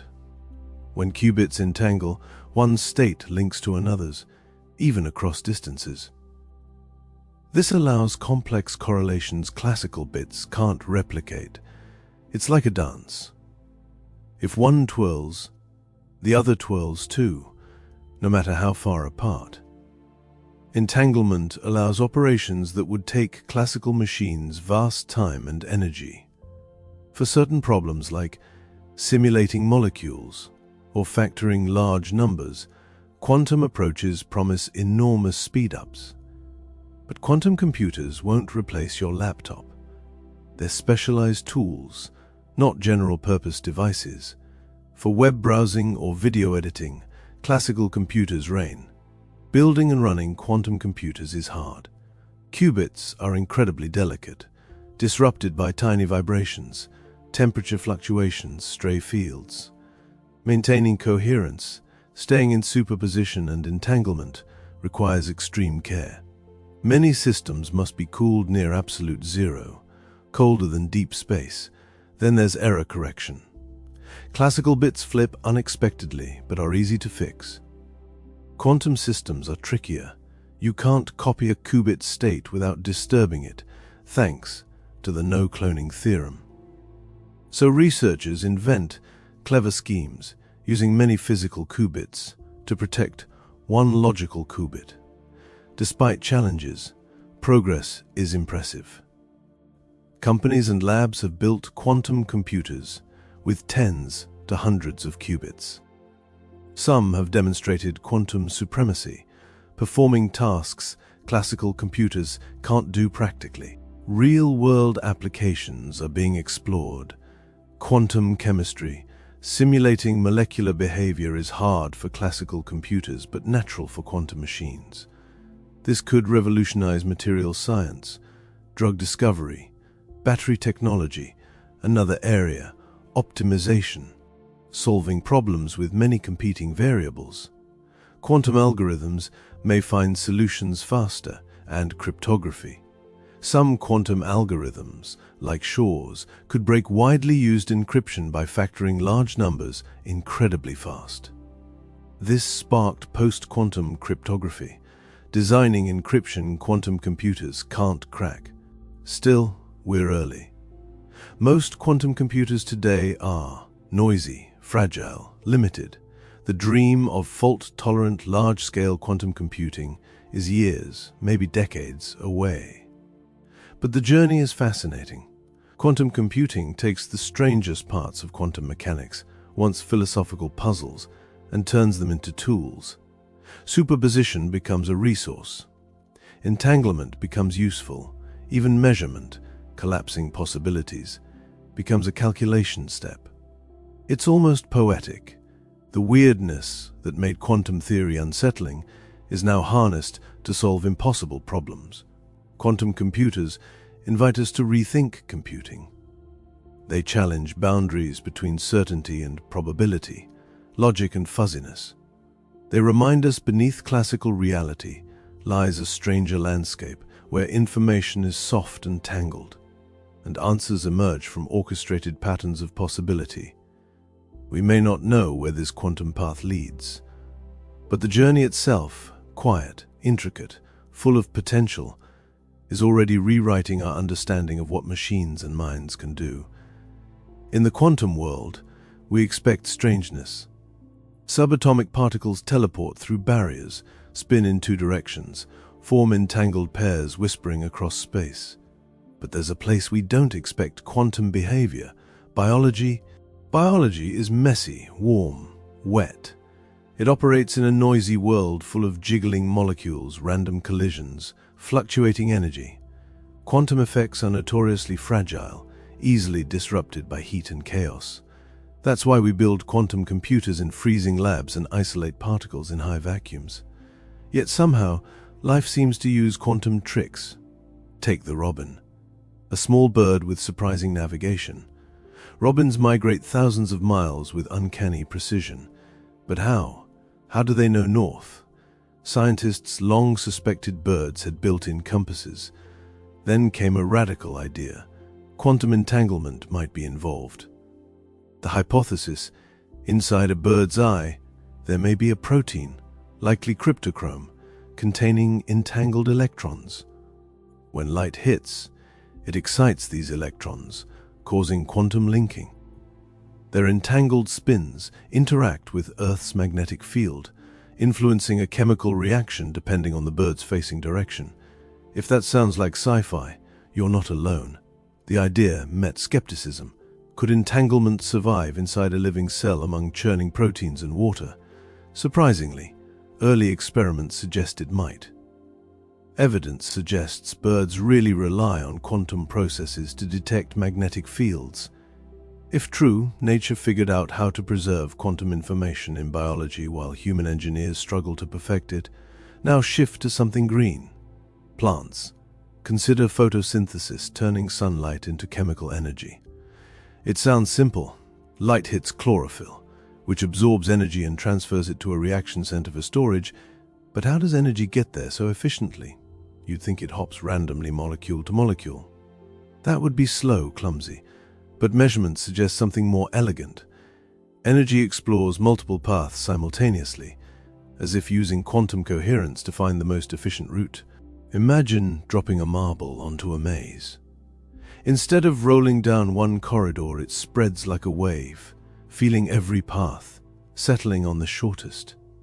That's how some researchers believe photosynthetic complexes behave. Energy doesn't wander aimlessly. It takes the best route thanks to quantum navigation. This is astonishing, because these systems are warm, biological, noisy. Yet quantum coherence persists long enough, picoseconds, decent in molecular time, to influence outcomes. If plants are quantum strategists, it raises a tantalizing possibility. Has evolution learned to harness quantum mechanics? There's no reason biology can't use the same principles in physics labs. Nature had billions of years to experiment. Organisms finding clever quantum shortcuts for energy, navigation, sensing may have enjoyed survival advantages. Speaking of sensing, there's one more mystery: smell. We usually imagine smell works by shape. A molecule fits into a receptor like a key in a lock. Voila, you detect scent. But that theory has holes. Similar shapes can smell wildly different. Different shapes can smell the same. One alternative, the vibrational theory of olfaction. It suggests noses don't just detect shape, they detect molecular vibrations. The proposal: when a molecule binds, electrons tunnel through it. Tunneling likelihood depends on vibrational frequency. If true, part of smell involves quantum tunneling. Your nose might sniff in stereo, structurally and vibrationally, using quantum mechanics to decode molecules' invisible world. Again, controversial, but experiments show people and fruit flies can sometimes distinguish molecules differing only in vibrational frequency. Not conclusive, but intriguing enough to keep scientists interested. Quantum biology is still young. Most is built on bold ideas, tentative experiments, more questions than answers. But what's exciting isn't just novelty. It's the reminder that quantum physics' strange rules don't stop at lab benches. They reach into feathers, leaves, breath drawn through your nose. It's humbling. The same math describing electrons in vacuums also underpins robin chirping, sunlight shimmering on leaves. Nature doesn't separate domains. Quantum effects aren't locked away microscopically. They're everywhere, woven into life itself. And perhaps as we learn these quantum tricks, we'll gain not only technologies but deeper appreciation for evolution's ingenuity. Life, it seems, has always played with the strangest tools in the universe. They just never bothered telling us. At the quantum level, particles do strange things. They blur into superpositions, interfere, occupy multiple possibilities. It's a playground of probability, not certainty. Yet when you look around, you don't see shimmering maybes. You see a coffee mug, desk, cat, hopefully alive or dead, not both. You interact with a world feeling solid, consistent, wonderfully predictable. Why? Why don't you see tables both here and there? Why don't sandwiches exist in probability waves, collapsing only when you open the fridge? The answer lies in decoherence, the mechanism explaining how the quantum world loses quantumness and becomes classical. Let's start with a quick stretch. Imagine a single electron in superposition. It's not in one place but a spread of possibilities. You can't say exactly where until you measure. Even then, you're nudging it to choose. Now imagine that electron left alone in space's vacuum, completely isolated. It stays in beautiful, delicate superposition, but back on Earth, things aren't quiet. There's air, heat, photons from the sun, molecules bouncing, vibrations, fields, background radiation. The moment your quantum object interacts with any of this, it begins losing quantum coherence. Neat interference patterns start blurring. This is decoherence. It's not that superposition disappears. It's still there in a sense. But the quantum system becomes entangled with the environment. That is, all those particles it touches become part of its quantum description. When that happens, the system stops behaving like an isolated wave of probabilities and starts behaving like something ordinary, predictable, measurable. You can think quantum systems want privacy, but the moment the environment peeks in, they lose it. Not because someone measured with fancy equipment, but because nature itself is always watching. Air molecules, photons, vibrations act like tiny, constant observers. They don't collapse the wave function, but they smear out coherence, making interference impossible. Decoherence is gentle erosion, not violent snap. It doesn't require conscious observers or big dramatic measurements. Just time and contact with the outside world, and it happens incredibly fast. For microscopic objects like electrons or atoms, you can isolate them well enough that quantum behavior sticks. But for macroscopic objects, things you can touch, see, eat, decoherence happens almost instantly. The more massive and complex, the faster quantumness dissolves into classical certainty. In fact, decoherence timescales for large objects can be trillionths of a second or less. That's why you don't walk into rooms finding shoes in quantum blur.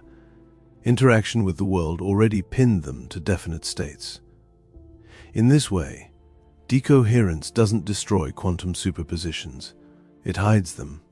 Superpositions still exist in principle, but they're entangled with so many environmental degrees of freedom you can't access or reverse them. They become effectively classical, even though deep down everything remains quantum. This also helps explain one long-standing mystery. How do we get from probabilities to outcomes? Decoherence doesn't solve this completely. It doesn't pick which outcome occurs. But it helps explain why we don't see quantum interference in large systems, why Schrödinger's cat, if left unobserved, doesn't shimmer between life and death on your counter. Decoherence creates collapse's illusion by bleeding quantum information into the environment. The result is statistical consensus. The wave function is still there, but no longer behaves in coherent, observable ways. And this gives us a bridge between quantum and classical. Classical physics is still useful.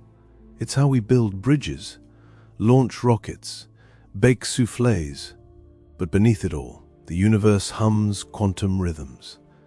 What decoherence does is gently veil underlying weirdness, creating the sturdy world we experience. One helpful picture, walking on a frozen lake. Beneath is water, shifting, fluid, quantum. But ice is solid, reliable. Decoherence is what freezes the surface. It doesn't eliminate water underneath.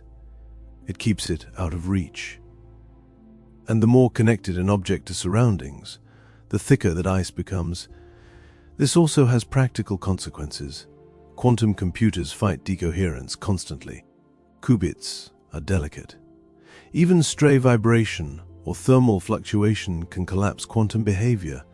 That's why they're kept ultra-cold, isolated to extend coherence as long as possible. Without that, quantum advantage vanishes. Decoherence also plays a role in interpretation. Some theories suggest there's no need for separate wave function collapse. Decoherence explains why certain outcomes appear definite. It's not that the universe chooses, it's that alternatives become unobservable due to environmental entanglement. The tree still falls in the forest, but its echo drowns in noise. Worth emphasizing, decoherence doesn't solve every mystery. It doesn't answer why particular measurements yield particular results. It doesn't tell us whether the wave function is real or just a tool. But it does explain why quantum weirdness fades into classical certainty in daily life. It shows us the world we see isn't separate from the quantum realm. It's shaped by it, filtered through continuous interaction with everything around us. So next time you pick up a mug or open a door, thank decoherence for making it behave as expected, for taking a universe of maybe and presenting firm handshakes. It's quiet. No sparks, no flashes, just slow, graceful loss of possibility, leaving behind stable patterns we call reality. Imagine setting up an experiment so delicate that the very act of deciding when to observe seems to reach back in time, affecting what happened earlier. It sounds like science fiction, but this is precisely what happens in experiments toying with the foundation of cause and effect. They go by names like the delayed choice experiment and the quantum eraser, and if you hoped quantum physics would start making sense, well, this is where even time starts to shrug. Let's begin with a familiar setup, the double-slit experiment. Fire particles at a wall with two slits. Behind is a screen catching what comes through. If you don't observe which slit particles go through, they create interference, light and dark bands, as if each particle went through both slits and interfered with itself. But place a detector to find which slit each goes through. Interference disappears. Particles act like bullets. Simply knowing the path kills wave behavior. So far weird. Now let's get mischievous. In the delayed choice experiment, originally proposed by John Archibald Wheeler, you set up your experiment without measuring path, but reserve the right to decide whether you'll measure after the particle passed through slits. You delay your decision. Will you act nosy and observe path, or let the particle remain mysterious and wave-like? Here's surreal. The pattern on the screen matches whatever choice you make, even if that choice comes after the particle supposedly decided how to behave. It's as though the particle somehow knows your future choice and adjusts its past behavior accordingly. Either it produces interference, wave behavior, or doesn't, particle behavior, depending on an event that hasn't even happened yet. Enough to melt clocks. The delayed choice suggests the quantum world doesn't commit to specific reality until forced to, not just in space, but in time. Observation doesn't just determine outcome, it might determine history.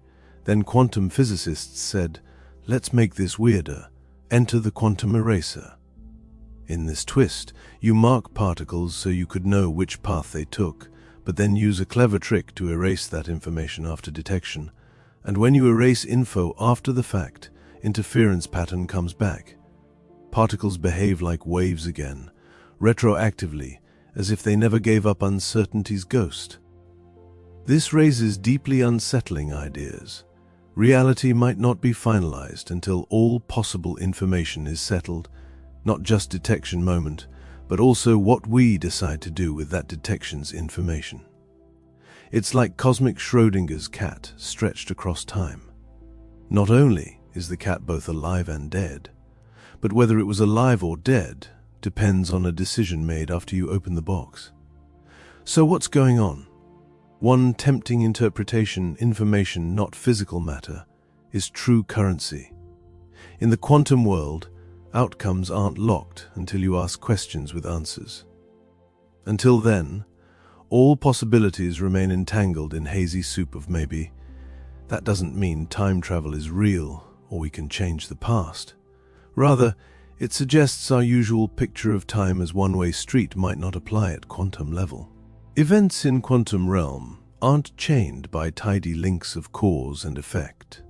They're part of strange holistic web where outcomes emerge only when the entire system is considered. Still, there are limits. While experiments are astonishing, they don't allow communication with the past. You can't send messages backward or change what already happened. Results always play by causality rules at large scale, but they hint that under the surface, those rules are more flexible.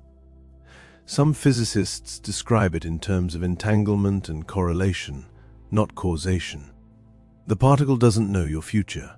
It's just that all pieces are connected, such that your final setup defines visible patterns. Others lean into block universe interpretation, where all moments exist simultaneously, like film reel frames. In this view, your choice isn't something traveling backward. It was always part of the grand, timeless quantum story, and still others shrug and say, shut up and calculate. Important thing, the universe is under no obligation to conform to our common sense ideas of time, cause, measurement. Our classical intuitions are built for macroscopic objects, rocks, mugs, cats. But down in quantum mist, rules are subtler, less linear, less local, much stranger. The delayed choice and quantum eraser don't break physics. They reveal richness beneath. They show quantum world is not just smaller version of everyday world. It's something fundamentally different, playing by logic all its own. So if time ever feels like it's playing tricks on you, just remember, on the quantum level, it probably is. If you could zoom far enough into the universe's heart, past everything solid, you'd eventually arrive at a world where certainty slips quietly through fingers. A world where outcomes aren't determined, but described in probabilities. where particles don't have positions until you look, and even then they're merely cosmic dice roll results. Welcome to the quantum universe, a place that's not just small, it's uncertain. At its core, quantum physics suggests randomness may not just exist, but actually rule. This idea doesn't sit comfortably with everyone. It made Einstein famously uneasy. God does not play dice with the universe, he declared. But let's unpack what this randomness means and doesn't. In classical physics, everything behaves like a well-oiled machine. If you know position and velocity of every particle, you can predict the future with absolute precision. Quantum mechanics breaks that chain. It replaces precise predictions with wave functions, mathematical objects describing all possible outcomes of particle behavior, and when you make measurement, the wave function collapses into one of those possible outcomes. But which one isn't determined ahead? It's genuinely random. That's not code for we don't know yet. It's not human error or missing information. It's baked into reality itself. Best you can do is calculate probability of each result and accept what shows up. Now, some interpretations, like many worlds, dodge randomness by suggesting every outcome does happen, just in separate branching universes. So when you measure a particle spinning up, there's another version where it spins down. No randomness, just infinite outcomes. But even if true, you still can't predict which version you'll find yourself in. From your viewpoint, experience is just as unpredictable. This raises deeply philosophical questions. If randomness exists at reality's foundation, what does that mean for cause and effect? Free will? Nature's laws themselves? It might feel unsettling at first, the idea that the universe isn't operating on grand script, but improvising, that there's fundamental looseness in reality's weave. Yet randomness isn't chaos. Quantum mechanics is astonishingly precise in predictions. It doesn't say anything could happen. It says here's a list of what can happen and odds of each. When physicists tested quantum predictions, like from quantum electrodynamics, they found agreement to 12 decimal places. So even if quantum outcomes are random, that randomness' structure is deeply orderly. It's like rolling 100 dice, finding they always sum to a predictable average. Each die falls randomly, but outcomes are probabilistic. The behavior of large numbers becomes so reliable, it gives rise to classical physics laws. This is why your coffee mug doesn't suddenly tunnel through the table, even though individual particles can. In this sense, randomness is not a bug. It's a feature. It adds flexibility. It allows for novelty. It might even be essential for life, creativity, consciousness. Think mutation in evolution. If every biological event was strictly determined, there'd be no variation, no branching. But throw in randomness, a gene change here, transmutation there, and suddenly the universe has options. Some lead to leaves, some to leopards, some to philosophers. In quantum realm, randomness is the engine of variety. It gives rise to complexity from simplicity. And it does so without breaking rules, because quantum mechanics rules are statistical, not prescriptive. Some scientists and philosophers take comfort in this unpredictability. A deterministic universe can feel like clockwork prison, where every thought, action, feeling is just particles obeying rigid laws. But a probabilistic universe, that's one where unexpected can happen, where outcomes aren't written in stone but drawn from a deck. Of course, randomness comes with mystery. When we observe a particle in one state rather than another, why that one? Quantum mechanics doesn't offer reasons, just odds, like flipping a coin getting heads. There's no deeper explanation for that outcome, just 50% chance. And this has philosophical weight. It suggests the universe is not fully knowable in classical sense. There's a ceiling to certainty, a boundary beyond which questions don't have definite answers, only ranges of possibility. And yet, we can still thrive in uncertainty, build technologies from it, discover meaning in it. Quantum randomness also ensures no two things are truly identical. Even particles prepared the same way will sometimes yield different outcomes. This tiny irregularity, this whisper of unpredictability, is what keeps the universe alive and interesting. So perhaps the universe does play dice, not recklessly, but with elegance so refined, it creates galaxies, atoms, thoughts, time itself. And while we may never fully tame that randomness, we can appreciate it. Not as flaw in cosmic machinery, but as soft hum of possibility woven into everything's fabric. If quantum physics were merely equations, however strange, however elegant, it might still be one of humanity's greatest intellectual achievements. But what makes it truly special is it doesn't just describe particles and probabilities. It invites us to reflect on something deeper, what it means to know and to be. Because in peeling back the universe's layers, quantum physics doesn't simply reveal new answers. It reshapes the questions themselves. We tend to think of reality as solid, fixed, out there. Something existing whether we're here to look or not. But the quantum world disagrees, gently yet persistently. It suggests at smallest scales, reality isn't fixed. It's a set of possibilities, like dreams waiting for observer to nudge them into form. When a particle exists in superposition, it's not just undecided, it's all possible states at once, a smudge of probability, not single dot. And when we measure, it settles on one outcome, as though the universe softly exhaled and chose a story. This raises a quiet, unsettling thought. If observation plays such a crucial role in shaping outcomes, are we as separate from universe as once believed? Or are we, observers and all, part of the grand entangled dance? For physicists, these are technical questions. For the rest, they feel almost spiritual. But quantum physics isn't here offering easy answers. It's not a shortcut to enlightenment or metaphor factory for self-help books. Yet it does leave us with something precious: humility. It reminds us our everyday intuitions about space, time, matter, cause aren't the final word on how things work. That the familiar world we navigate daily is just one version of reality, filtered through evolution, shaped by senses, stitched together by habit. In this way, quantum mechanics becomes more than physics. It becomes a mirror showing edges of our knowledge, limits of understanding, breathtaking strangeness of the universe we call home.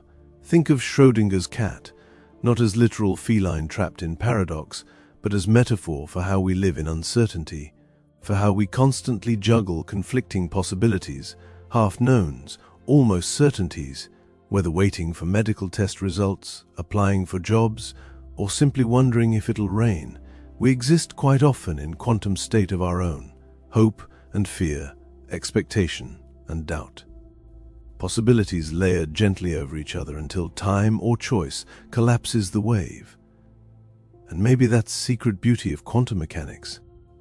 It's not telling us the world is unknowable or meaningless. It's just telling us it's not obligated to be obvious. There's softness to that realization, quiet freedom. If certainty isn't guaranteed, then neither is limitation. If the world isn't pinned down until observed, then possibility is always alive, flickering just out of view. Even the word quantum has poetry. It comes from Latin quantus. How much light, energy. How much is this or that particle allowed to be or do? But more than that, it's a word pointing toward boundaries, discrete indivisible packets, smallest allowed units of change. And maybe there's meaning in that too, that even in vast swirling confusion of cosmos, there are limits, minimum steps, quiet thresholds that must be crossed. Not everything is continuous. Some things change in leaps. When you dream, you don't do it one atom at a time. You leap into worlds that don't exist until they do. You witness impossible things until they feel natural, and when you wake, you may not remember all rules, but you carry back the feeling of possibility. Quantum physics feels like that, like waking from a dream, realizing the world is weirder, wilder, more wonderful than you guessed. Of course, this can be unsettling. We like cause and effect. We like knowing. Certainty has comforts, but maybe it's also overrated. Maybe it's okay living with questions that don't yet have answers, to wander in a forest of probabilities without demanding to know which tree is real. Maybe that's where wonder lives. In spaces between what we can grasp and what we can only glimpse.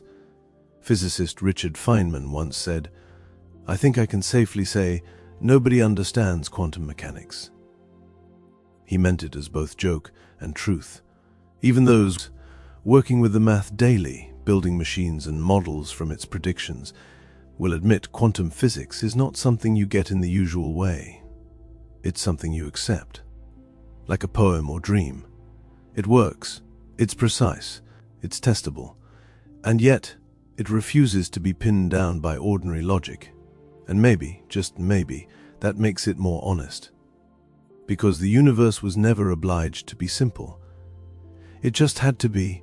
So as we drift now through quiet ripples of quantum thought, maybe the most important lesson isn't about particles or probabilities, but about perspective, to see uncertainty not as flaw but as feature, to let go gently of the need to know everything, and to rest in the strange, beautiful truth that we are part of a cosmos still unfolding, still choosing, still shimmering with possibility. A place where even emptiest vacuum isn't truly empty, where time can flex, where light forgets how to behave, and where, in the end, reality dreams too. Thank you for listening. Whether you're still wide awake, drifting gently, or already halfway through a dream, we've wandered a long way tonight. Through quantum leaps and probability clouds, through entangled particles and uncertain principles, through fields that fill all space and waves that refuse to collapse until we ask them to. We've met particles that behave like waves, waves that act like particles, and forces that play by rules written in languages we're only just learning. And somewhere along that journey, we began to see not just oddness of quantum world, but its quiet beauty. At first glance, it might all seem too strange to be real. A universe where something isn't truly anything until observed, where cause and effect get blurry, where a particle can be here and also somewhere else. But what quantum physics gently reminds us, over and over, is that the world we know, the one we can touch and taste and measure, is only the surface. Beneath lies a softer world. Stranger, yes, but also more flexible, more open to surprise. A world built not on certainty, but on shimmering possibility. And we are part of that world. Not separate from it, not merely observers peeking in from outside. We are made from these same quantum fields, the atoms in your fingertips, the light reflecting from your eyes, the oxygen in your lungs, all obey the same uncertain laws. You are not just in the universe, you are of it. And doesn't that feel just a little bit poetic? Back at the start, I asked where you're listening from. Maybe you're curled up in bed, listening under a heavy blanket. Maybe you're gazing at the ceiling, thoughts flickering like stars. Maybe you're far from home or just far from sleep. Wherever you are, I hope you found something in this journey, something soft or strange or simply still. And remember that when we stare into matter's heart and ask what is real, quantum physics doesn't offer final answers. It offers us a mirror, a shifting one, a reminder that knowing something deeply doesn't always mean understanding it completely, that questions can be as beautiful as answers, that mystery is not failure, but feature. It can be tempting to wish for more clarity, to want the universe to lay out rules plainly and play fair. But maybe in this tangled uncertainty, there's different comfort. Gentle truth saying you don't need all answers to feel at home here. Because even if particles are uncertain, the moment you're in is real. The breath you just took, the thought that just drifted by, the weight of your body gently sinking into stillness. That's quantum too, and it's enough. So thank you for giving your time, your ears, and your quiet curiosity to this little exploration, for trusting the strangeness, for sitting with the not knowing. And if you've already fallen asleep, wonderful. The quantum world will still be here when you wake. From the sleepy professor, good night.